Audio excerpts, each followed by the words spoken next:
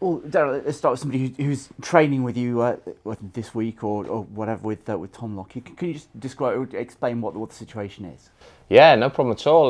Tom, I've always kept in touch with Tom, and obviously he's had a busy summer with all his testing and getting fit after his ankle problem, and he's come in to do some training with us, which I'm delighted to have him around here. So are the boys. Listen, Tom is a player that obviously had at a very, very young age. He became a captain and a player I have so much admiration for, not only as a player but as a lad as well, and what he's been through and his family's been through to come out the other end of it epitomises everything that I love about the lad. You know, that resilience, that character and that determination and drive, and he's had he's had a great career and he wants to kick on that career. He's 30 now, so he's coming in to do a bit of training with us.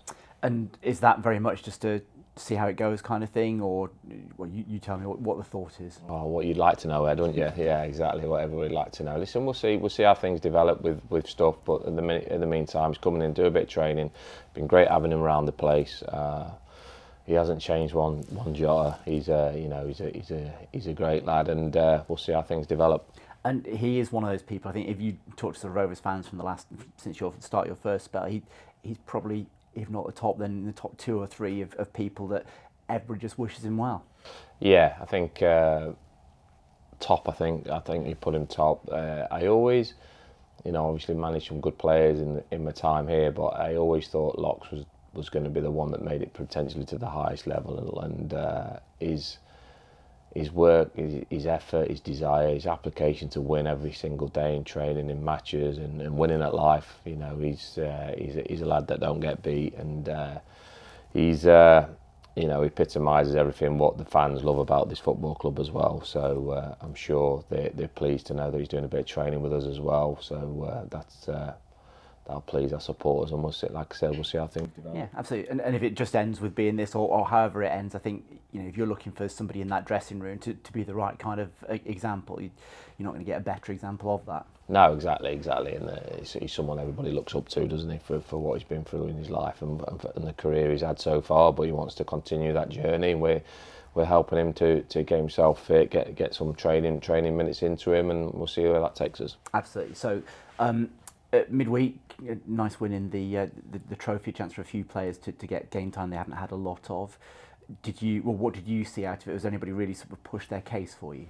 Yeah, listen, everyone's. I mean, you see the team changes week in, week out. Everybody's pushing the case for the team. I think it's an important game for us. It's a competition I want to do well in.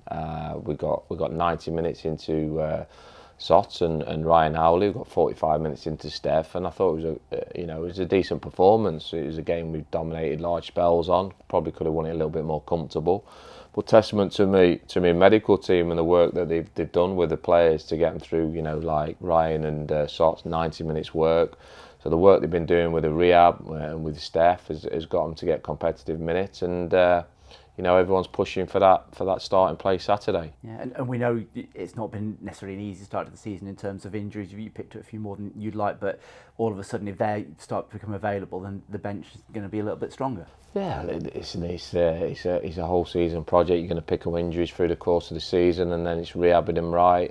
Really pleased with my medical team now. We've got the football club and doing things right, so they get them as fit as quickly as possible when they do get injured. It's part and parcel of the game. Every manager up and down the country will always have 4 or 5 injuries in the camp. We're trying to limit those. We try and manage load. And it's pleasing that game on Tuesday night at Cheltenham was a good opportunity to get those lads important minutes.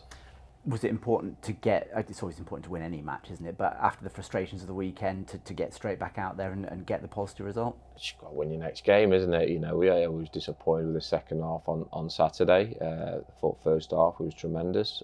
Second half nowhere near the standard we'd want to be at. But then the response Tuesday in the next game, and you take it to the next game. So another tough game leading into MK Dons, but it's nice to go into it on the back of winning the trophy. And is it? You've got to play every team twice, so it is what it is. But having a couple of the big hitters in the division back to back.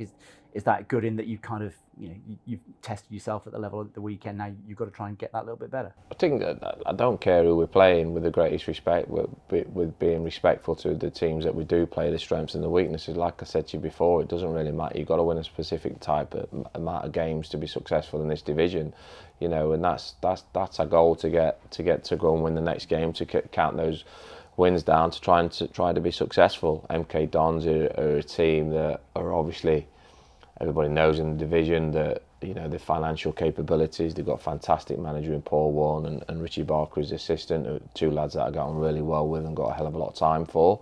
And they're going to be up there. We know that, but we also know that we're at home. It's a game we want to get on the front foot. It's a game that we want to win, obviously, and I'm looking forward to another, like you said there, another team that's probably going to be up and amongst it at home. Thank you very much. 2 months into the season now, both on the pitch and off the pitch, how do you feel the squad is gelling at the moment? Work in progress. 25, like you said there, 25% of the season gone. I think it's 7 wins out of 14 in all competitions. There's a lot of work to be done. Nothing really changes. The base layers of getting the getting the environment, the culture right, what I call it, layers have been laid. I think it's the best start for 20 years. So there's a lot of building things to work on from where we stand now, but a lot of work to be done to keep improving, and it has to be that. It has to be, you see my reaction after the game Saturday. I was frustrated and disappointed with my team, with my group, at the way we performed second half, but that's been addressed, and then we move forward to Saturday and try and build our second 25% of the season better than the first, and it's trying to get those gradual improvements as we go along. And looking back to Tuesday a little bit as well, first glimpse of Stefan, as you said, for the fans, how do you think he got on? Yeah, 45 minutes, did well. Never really give their centre forward a sniff, to be honest with you. They didn't really cause us many trouble. So he needed that 45 minutes to get himself in contention. He's training really well. He looks a fit boy, good size, good athlete. We sort of knew what was coming into the building. So he'll be competing now to try and get in the team. And another debut as well for, is it Kian? Yeah, Kian Hill. Yeah, no, pleasing.